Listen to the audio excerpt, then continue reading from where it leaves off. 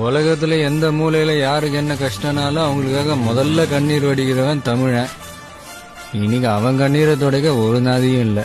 இதெல்லாம் எப்பதான் முடியும்? ஒரு நாள் விடியும். உங்க விஜய் களத்துக்கு வந்துட்டான்.